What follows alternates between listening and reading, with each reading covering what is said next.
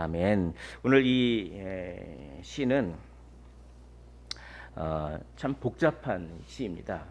이 시가 참 복잡한 시고 고난 중에서 하나님을 어떻게 바라봐야 되는지 그런 것에 대해서 이제 시인이 이렇게 하는 모습을 통해서 우리가 그걸 배우는데, 고난 가운데서 우리가 어떻게 기도해야 되는가. 단지 허락된 고난을 그렇게 떠나게 해주소서, 이렇게 기도해야 되는가, 어떻게 기도해야 되는가. 이 시가 굉장히 이제 좀 아주 복잡합니다.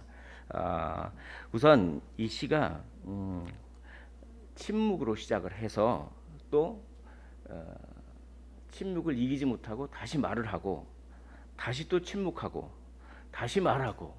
그러니까 이게 뭐냐면, 이 시를 이해하려면은 정말 하나님께 매어 달려본 경험이 있어야 이 시를 제대로 이해할 수가 있을 것 같습니다. 그러니까 우리 인간은 어떻게 기도합니까? 우리 인간은 온전히 순수하게 기도할 수 없어요. 우리 인간은.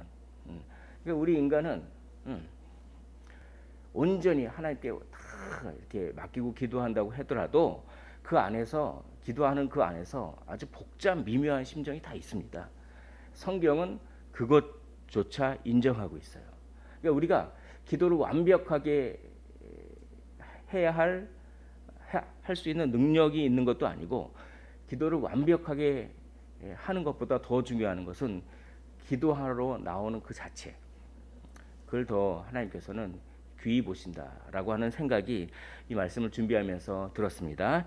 이 말씀을 한번 이렇게 살펴보도록 하겠습니다. 자, 맨 처음에 침묵을 해요. 1절과 2절이 침묵하는 것입니다. 내가 말 안 하겠다, 이렇게 침묵하는 거예요. 자, 39편 1절을 제가 한번 읽어보겠습니다. 내가 말하기를 나의 행위를 조심하여 내 혀로 범죄하지 아니하리니 악인이 내 앞에 있을 때에 내가 내 입에 재갈을 먹이리라 하였도다. 내 입에 뭐를 먹이라고요? 재갈을 먹이리라.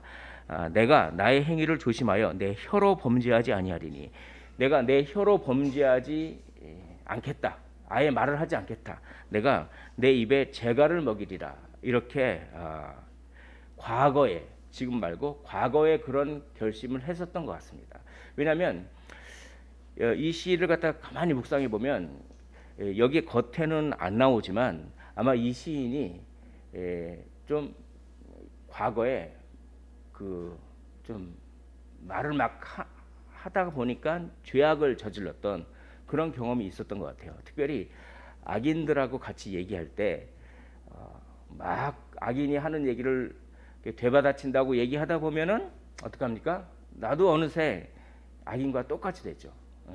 그러니까 악인 앞에서 굳이 그 말을 되받아칠 필요가 없어요. 그러니까 하나님 앞에 맡기고 이렇게 침묵하는 것도 때로는 좋은 일입니다. 물론 적당하게 적절한 때에 이렇게 말을 또 잘 해야겠지만, 그러나 악인이 말로 막 공격하고 그럴 때 일단은 침묵하는 게 참 좋은 것 같아요. 그런데 이 시인은 과거에 그렇지 못했던 것 같습니다. 막 말을 하다 보니까 자기도 모르게 그 말로서 죄를 짓고, 또 특별히 하나님께 이 시인이 막 불평을 하고 그 하나님께 막 그렇게 원망을 하고 그랬던 것 같아요. 그래서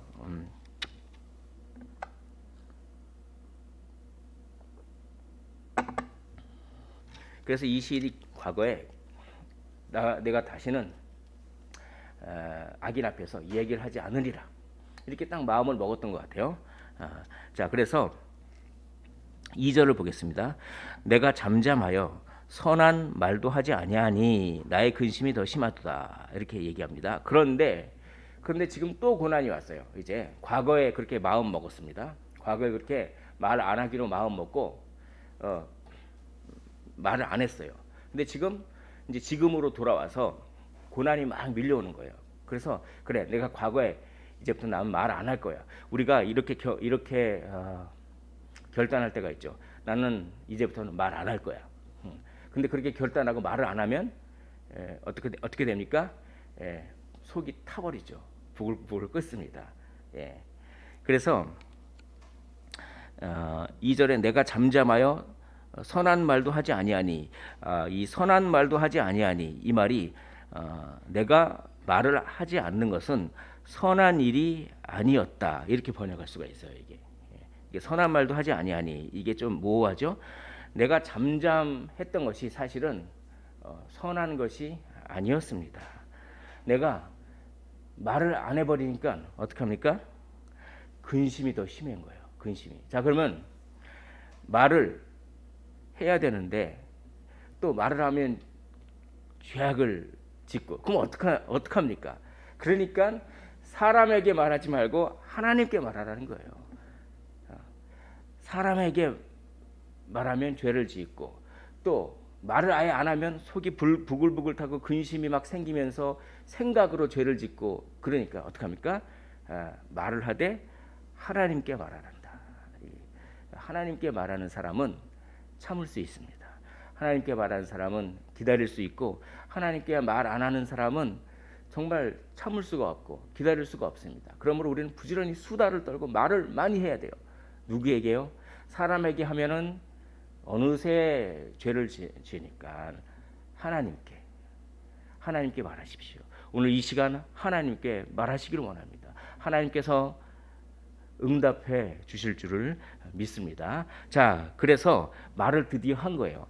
3절, 4절, 5절은 말을 한 겁니다. 이제 침묵을 깨트리고 말을 하는데, 자, 내 마음이 3절 내 속에서 뜨거워서 작은 소리로 읊조릴 때 불이 붙으니 나의 혀로 말하기를 하면서, 이제 작은 소리도 내 마음 속에서 작은 소리로 말을 막 조금씩 주저리 읊조리기 시작하는 거예요. 그러니까 막 뜨거운 마음이 막 올라와요. 이 고난에 대해서 얘기하려다 보니까 이제 뜨거운 마음이 막 올라와요, 지금. 자, 그럴 때 이제 하나님께 어떻게 얘기하느냐? 우리 4절을 우리 한 목소리로 읽어보겠습니다. 4절과 5절을 우리 4절을 먼저 한 목소리로 읽어보겠습니다. 4절입니다. 시작. 여호와여, 나의 종말과 연한이 언제까지인지 알게 하사 내가 나의 연약함을 알게 하소서라고 합니다. 자, 이거는 두 가지로 뜻이 해석될 수 있습니다. 많은 학자들이 이렇게 해석을 하는 게, 고난이 닥쳐왔을 때 그때 비로소 내가 얼마나 연약한 존재이고 하나님 앞에서 하나님만 의지하지 않으면 안 되는 존재인지를 그때 안다, 이런 뜻이 여기 있습니다. 하나님, 이제 이렇게 하나님께 이렇게 말하라는 거예요. 하나님, 정말 이 고난을 견딜 수 없는데 이 고난 앞에서 제가 너무나 작은 존재이고 내가 하나님을 찾지 않으면 정말 그 나의 힘으로는 어쩔 수 없는 그런 존재입니다. 저는 너무나도 연약하고 저의 연한이 어디인지 좀 알려주시고 제 연약함을 알게 하소서라고 하면서 제 연약함을 그렇게 깨닫게 됩니다. 이런 식으로 이거를 이제 해석할 수가 있어요. 자, 어떻게 고난 앞에서 고난을 주는 사람을 생각하기보다는 그 고난 앞에서 고난을 주는 상황을 생각하기보다는 그 고난 앞에서 내가 얼마나 연약한 존재인지 하나님 이제 깨닫게 되네요. 그래서 정말 하나님을 더 의지할 수밖에 없는 존재임을 이제 깨닫게 되네요. 이렇게 얘기하라는 거예요. 그러면 어떻게 됩니까? 이 부글부글 끓었던 게 조금씩 가라앉죠. 참 사람이 힘들어요. 사람이 제일 부글부글 끓게 하잖아요. 그럴 때 그렇게 얘기하라는 것입니다. 그 사람을 내게 허락한 거, 그걸 통해서 내가 얼마나 연약한 존재이고 내가 얼마나 하나님이 도와주시지 않으면 내가 이겨낼 수 없는 존재임을 알게 됩니다. 하나님 알게 됩니다. 이렇게 고백하면은 부글부글 끓던 것이 조금씩 이제 가라앉게 된 거죠. 자, 한 가지 뜻이 더 있습니다. 한 가지 뜻이 더 있는데 이겁니다. 언제까지입니까? 이겁니다. 나의 종말과 연한이 언제까지인지. 자, 내가 언제까지 이 고난을 받아야 되는지 좀 알려주십시오. 이런 뜻도 됩니다. 하나님은 이런 기도를 그래도 받아주세요. 이게 불경스러운 기도가 아닙니다. 제가 언제까지 저 사람이 나를 괴롭힙니까? 언제까지 이 상황이 계속될는지 좀 알려주십시오. 제가 답답해 죽겠습니다. 이거를 그 사람에게다 대고 얘기하면 어떻게 됩니까? 범죄하기 쉽게 되겠죠. 그러나 이 똑같은 얘기를 누구에게다가 하는 거예요? 하나님께 하는 것입니다. 언제까지 나에게 고난이 있고 언제까지 저 사람 때문에 내가 힘들어야 합니까? 제발 좀 그 스케줄 좀 알려주십시오 라고 하는 뜻도 됩니다. 자, 두 가지 뜻을 오늘 기도를 한번 해보시면 좋겠습니다. 첫째, 이 고난을 통해서 내가 얼마나 연약하고 하나님을 의지해야 되는지 알게 됩니다. 감사합니다. 자, 또 한편으로는 이 고난이 근데 언제 끝나게 될지 좀 지긋지긋합니다. 좀 알려주십시오. 제 힘으로는 참을 수 없습니다. 언제까지입니까? 이렇게 두 가지를 같이 막 기도하는 거예요. 우리가 고난이 우리에게 유익이 된다. 이 말씀이 맞는 말씀이죠. 그래서 감사를 하지만 어떻게 사람이 온전히 그렇게 될 수가 있겠습니까? 그러니까 그 두 가지를 같이 하는 거를 그게 솔직한 심정이잖아요. 그런 기도를 하나님은 나쁘게 생각하지 않는다는 것입니다. 그런 기도를 그래도 귀히 여겨요. 아까 서두에도 말씀드렸지만 기도를 얼마나 완벽하고 잘하는 거가 중요한 것이 아닙니다. 왜냐하면 우리는 그렇게 기도할 수 없어요. 하나님께는 우리가 그저 조금 순수한 면이 100% 다 없을지라도 기도하러 하나님께 나오는 그 자체를 하나님은 기뻐하십니다. 그래서 이런 기도를 드리시는 거죠. 언제까지 저 사람이 나를 괴롭히고 언제까지 제가 이래야 되는지 알려주십시오. 그러면서 동시에 이것을 통해서 내가 얼마나 연약한 존재인지를 알게 돼서 또 감사합니다. 근데 또 알려주십시오. 근데 또 감사합니다. 이러면서 이렇게 하는 거예요. 이렇게. 자, 그래서 5절에 보면 주께서 나의 날을 한 뼘 길이만큼 되게 하심에 나의 일생이 주 앞에는 없는 것 같사오니 사람은 그가 든든히 서 있는 때에도 진실로 모두가 허사뿐이니이다 라고 하면서 주님만을 의지할 수밖에 없음을 강조하고 있습니다. 주님 언제까지입니까? 알려주십시오. 주님 제가 연약한 존재인 걸 알게 해주셔서 감사합니다. 왜냐하면 저는 아무것도 아니기 때문에 주님께 이렇게 말할 수밖에 없습니다. 이게 이제 5절이 그런 얘기입니다. 우리가 든든히 서 있을 때도 겉으로 보기에는 뭐 잘하는 것 같고 든든히 서 있을 때도 사실은 모두가 허사일 뿐입니다. 헛된 것입니다. 그게 인간이에요. 온전히 완전하신 분은 하나님밖에 없습니다. 그러므로 중요한 것은 그 완전하신 분에게 거짓 없이 진실하게 자기의 감정을 다 쏟아서 주님께 올려드리는 그 기도를 성경은 인정하고 있고 그것을 귀히 여기는 것입니다. 자, 정말 고난 중에 정말 주님만을 붙잡고 때로는 원망도 했다가 때로는 감사도 했다가 그러나 또 때로는 그냥 힘들어가지고 왜 그러십니까? 라고도 했다가 불평도 했다가 이런 기도를 드려보셨습니까? 이런 기도의 경험이 있어야 그래야 이 39편을 제대로 이해하는 겁니다. 그냥 우리가 이론적으로 하나님의 영광을 위한 기도를 한다고 그렇게 온전히 될 수가 없어요. 이런 기도를 지금 하십시오. 이걸 그냥 좋아하세요, 하나님이. 자, 그런 다음에 다시 또 침묵을 합니다. 자, 그렇게 우리가 유한한 존재임을 또 그렇게 이야기하고 나니까 또 묵상을 하게 되는 거예요. 그게 또 침묵합니다. 그게 6절, 7절, 8절입니다. 6절을 제가 읽어보겠습니다. 진실로 각 사람은 그림자같이 다니고 헛된 일로 소란하며 재물을 쌓으나 누가 거둘는지는 알지 못하나이다. 이건 뭐냐면 아무리 인간이 노력할지라도 그 노력은 사실은 헛된 걸 뿐이다. 이런 얘기입니다. 그래서 소망이 누구에게 있습니까? 그래서 소망이 하나님께 있다라고 하는 것이 7절입니다. 우리 7절을 한 목소리로 읽어보겠습니다. 7절입니다. 시작.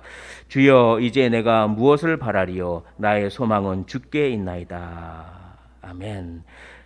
그렇게 말로써 기도하고 나니까 정말 모든 인간의 노력은 허사뿐이고 내가 바랄 분은, 내가 소망을 둘 분은 주님뿐입니다. 이렇게 고백하게 되는 거예요.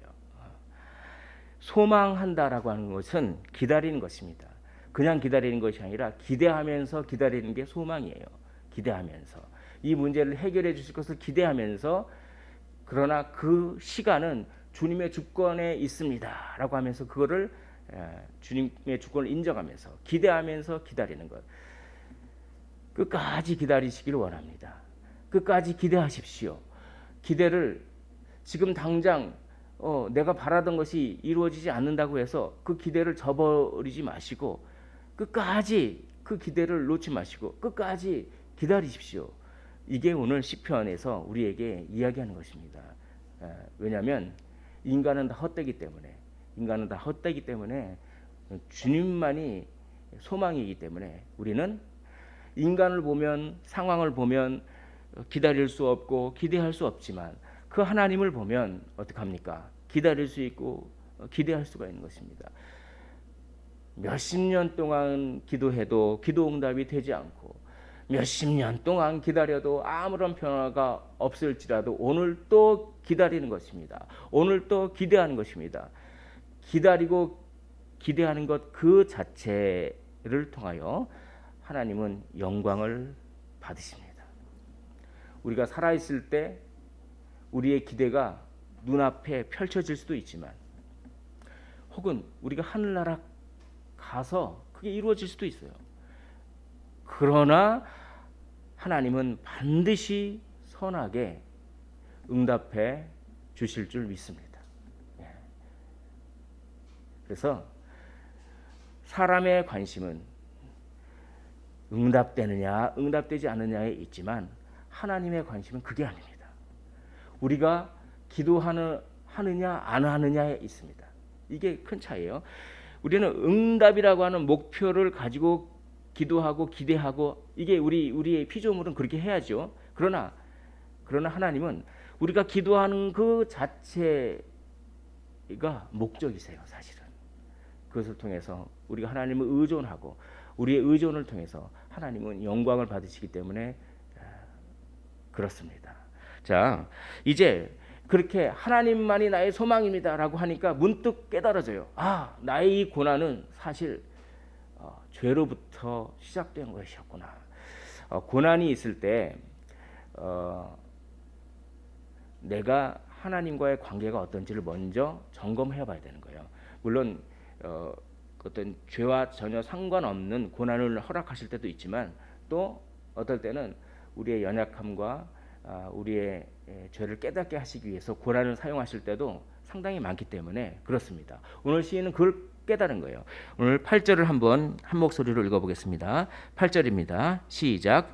나를 모든 죄에서 건지시며 우매한 자에게서 욕을 당하지 아니하게 하소서라고 이렇게 얘기하는 것입니다. 그러면서 자기 자신을 이렇게 돌아보게 되는 것입니다. 그렇게 묵상했어요. 그렇게 묵상하고 다시 또 말하는 거예요. 자, 이전까지는 지금 8절까지만 보면 되게 좋죠. 내 죄를 깨닫게 해주시고 정말 내가 나의 소망은 주께 있습니다. 인간의 노력은 다 허사입니다. 뭔가 되게 좋죠. 되게 좋은데 또 사람은 그렇지 않아요.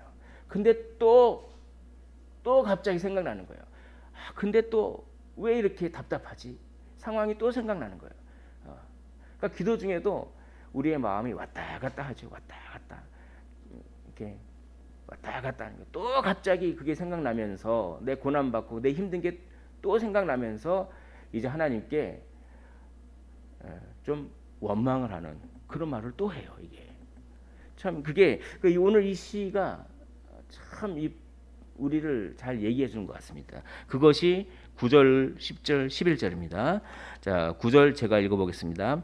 내가 잠잠하고 입을 열지 아니함은 주께서 이를 행하신 까닭이니이다 라고 합니다. 제가 아까 잠잠하고 입을 열지 아니했던 것은 주님께서 이 고난을 주님께서 허락하셨다라고 하는 것을 내가 알고 그랬기 때문에 내가 잠잠했습니다. 자, 여기까지는 좋아요. 그러면 주님이 그렇게 허락하셨으면 주님이 그를 옮겨 주실 수도 있지 않습니까? 근데 왜 아직도 안 옮겨 주시죠? 이렇게 갑자기 주님에 대해서 항변하는 얘기가 나오는 거예요. 이게 우리 인간인 거예요. 근데 이거를 하나님은 이런 주님 앞에서 자기의 마음을 쏟아놓는 것을 하나님은 인정하신다라고 하는 것입니다. 욥이 그렇게 기도했어요. 욥이 너무나 힘드니까 그렇게 했습니다. 그렇게 했어요. 자, 그게 10절입니다. 10절을 우리 한 목소리를 읽어보겠습니다. 10절 시작. 주의 징벌을 나에게서 옮기소서. 주의 손이 치심으로 내가 쇠망하였나이다. 주님께서 허락하셔서 이 고난이 왔는데 그러면 주님께서 옮겨주실 수 있는 능력이 있지 않습니까? 근데 왜 아직도 옮겨주시지 않습니까?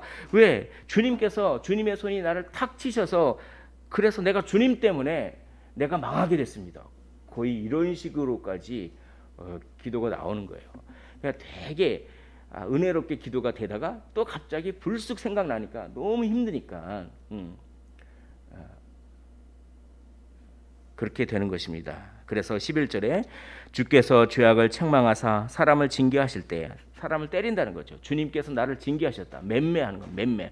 주님께서 나를 때리셨다라고 하는 것입니다. 그 영화를 좀먹음 같이 소멸하게 하시니 그래서 나를 완전히 없애버리려고 하시는 것입니까? 약간 이런 뉘앙스가 있어요. 참으로 인생이란 모두 헛될 뿐이니이다. 참 그렇게 주님께서 나를 건져주시지 않으면 인생이 참 헛될 뿐이네요. 이게 좋은 의미라기보다는 약간 반어법이죠. 저를 죽이시려고 하십니까? 이런 반어법입니다. 주님이 그렇게 징계하시고 소멸하게 하시면은 내 인생은 그냥 헛될 뿐입니다. 그럴 뿐입니다. 이게 맞는 말이고 은혜로운 말이긴 하지만 반어법이 있어요. 그렇게 나를 없애버리실 겁니까? 그렇게. 주님은 신실하신 분이라고 저는 생각했습니다. 저는 믿고 있습니다. 주님은 약속하셨지 않습니까? 우리에게도 약속하셨죠. 하나님을 사랑하는 자, 곧 그 뜻대로 부르심을 입은 자들에게는 모든 것이 합력하여 선을 이루니라. 그 약속을 저는 믿고 있었는데 왜 상황이 너무나 힘듭니다. 그 약속이 헛된 겁니까? 이런 뉘앙스가 여기 있습니다. 이게 굉장히 불경스러운 기도 같잖아요. 그러나 얼마나 힘들면 이러겠습니까? 얼마나 힘들면. 그런데 그것을 성경으로 인정하셨습니다. 시편에는 이런 기도가 많아요. 왜냐하면 하나님은 우리 인간을 잘 아시기 때문에 그렇습니다. 우리 인간이 너무나 연약하고 우리 인간이 온전하게 기도조차 할 수 없는 그런 존재임을 하나님은 아시기 때문에 자기 아들을 인간의 몸으로 오게 하셔서 우리의 연약함을 다 짊어지시고 십자가를 지시고 우리 대신 형벌을 받게 하시고 그리고 살아나셔서 우리도 살게 하셨습니다. 그것은 인간을 이렇게 잘 알기 때문에 그렇습니다. 오늘 기도하실 때 만약에 정말 힘든 일이 있으면 이렇게 기도하는 것도 좋습니다. 너무 포장할 필요가 전혀 없어요. 힘든 건 힘든 겁니다. 힘듭니다. 언제까지입니까? 또 그렇게 기도했다가 그러나 이 힘든 걸 통해서 내가 얼마나 연약한 존재인지를 깨닫게 하셔서 또 감사합니다. 그렇게 했다가 근데 또 힘듭니다. 이렇게 하면서 싹 쏟아놓는 그럴 때 하나님의 만져주심을 이제 경험하게 되는 것이죠. 자, 그것이 마지막 결론에 나와 있습니다. 12절을 이렇게 막 쏟아냈더니 이제 이런 마음이 듭니다. 여호와여 나의 기도를 들으시며 나의 부르짖음에 귀를 기울이소서. 내가 눈물 흘릴 때 잠잠하지 마옵소서. 나는 주와 함께 있는 나그네이며 나의 모든 조상들처럼 또도나이다 라고 합니다. 그렇게 막 주님께 막 쏟아놨더니 어떤 얘기가 생기냐면 그래도 주님께서 들어주셔야 되지 않겠습니까? 나의 기도를 들어주시옵소서라고 하면서 나의 기도에 잠잠하지 마옵소서라고 하면서 그 다음에 중요한 말이 나옵니다. 그 다음에 오늘 이 말씀을 한번 밑줄을 쳐주시면 좋겠습니다. 주와 함께 있는 나그네입니다. 주와 함께 있는 나그네. 저는 나그네입니다. 이렇게 고백하게 되는 거예요. 자, 가족이 하나도 없고 나그네, 나그네예요. 이 흑인 영가에 보면 이런 얘기가 있다고 합니다. 그 사람들이 고향에서 이렇게 팔려왔지 않습니까? 그래서 가족이 하나도 없는 거예요. 나를 도와줄 가족이 하나도 없는 거예요. 그러니까 뭐 이게 가사는 정확히 생각은 안 나지만 나를 도와줄 엄마 아빠가 없다네. 나를 도와줄 엄마 아빠가 없다네. 이렇게 그 얘기를 가사에 계속 반복해요. 나를 도와줄 엄마 아빠가 없다네. 그런 다음에 마지막 이런 가사가 있습니다. 그래서 하나님이 엄마 아빠가 돼 주신다네. 바로 이런 거예요. 이런 거.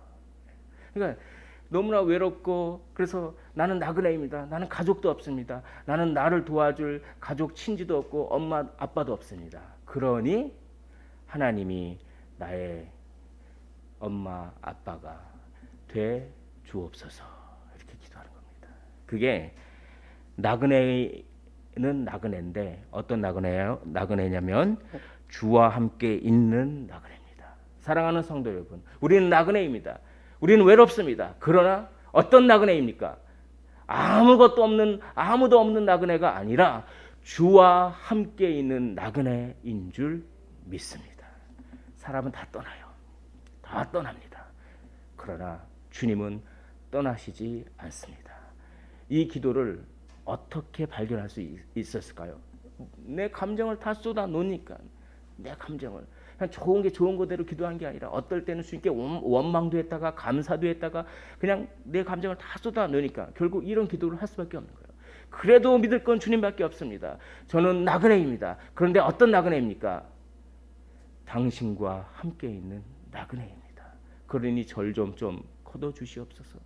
저는 저를 도와줄 엄마 아빠가 없습니다. 저는 저를 도와줄 엄마 아빠가 없습니다. 그러니 하나님께서 당신께서 제 엄마 아빠가 돼 주시옵소서. 이렇게 기도하는 겁니다. 이게 아주 이게 찐한 그런 감동이 옵니다. 그럴 때 하나님은 그래, 내가 너의 엄마 아빠가 되주겠다. 좀만 참아라. 내가 너를 참게 할 것이고 네가 생각지도 못한 방법으로 너를 위해 예비해 놓은 나의 계획을 착착 진행할 것이며 너의 힘이 되줄 것이다 라고 하는 그 하나님의 음성을 듣게 되는 것입니다. 그래서 13절 주는 나를 용서하사 라고 하는 말은 주님께서 눈을 돌려 주옵소서.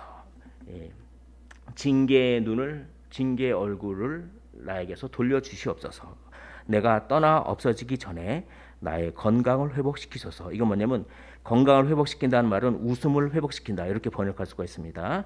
내가 없어지기 전에 웃음을 회복시키옵소서. 이렇게 마지막으로 기대를 하면서 끝나는 거예요. 기대하면서 지금 상황은 안 바뀌는 것 같이 보여도 저는 또 기다릴 겁니다. 나의 엄마 아빠가 되신 그 주님을 바라보면서 지금 엄청나게 불평했지만 그거 용서해 주시옵소서. 그렇지만 저는 또 기다릴 겁니다. 저는 또 기대할 겁니다. 웃음을 회복시켜 주옵소서라고 딱 끝나는 것입니다. 오늘 이 기도를 우리가 했으면 좋겠습니다.